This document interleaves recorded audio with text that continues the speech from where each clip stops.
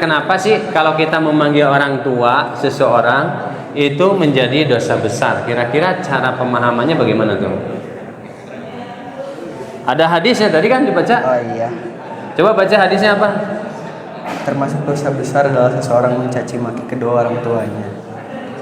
Termasuk dosa besar kalau orang itu mencaci maki kedua orang tuanya. Artinya apa? Kalau kita menyebut nama, memanggil nama orang tua, artinya kita sama dengan menyakiti hati orang itu tanpa sepengetahuan kita. Ya, karena dibully dan tidak dibully itu kan yang merasakan bukan orang lain, tapi yang orang itu sendiri, yang hatinya yang benar. Karena ada kasus juga, ada kasus dulu, ada anak di sekolah dasar suka dipanggil orang tuanya, dipanggil dengan pekerjaan orang tuanya. Misalnya pekerjaan orang tuanya sebagai buruh begitu ya, sebagai pedagang, lalu disebut orang itu. Akhirnya apa yang terjadi? Anak itu menjadi malas ke sekolah, kemudian seiring dengan waktu dan mengakhiri hidupnya. Jadi dampak psikologi yang begitu berat ya, dan kita tidak pernah memahami bagaimana dampak psikologi akibat dari bully.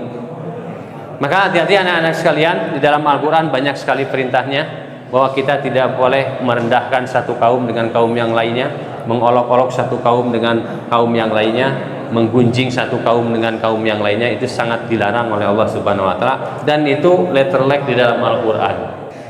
Di dalam Al-Hujurat ayat 12 itu dikatakan kita tidak boleh berprasangka karena sebagian prasangka itu dosa, dan kita tidak boleh mencari-cari kesalahan, kelemahan, keburukan orang lain lalu kita menggunjingkannya, dan itu adalah termasuk dosa besar. Dan kata Allah, bagaimana cara obatnya supaya kita tidak terlibat kepada hal-hal yang buruk seperti itu? Baca Quran. Ya, baca Quran, dan setelah baca Quran apa ya setelah kita paham? Memahami isinya. Memahami isinya. Setelah paham ngapain?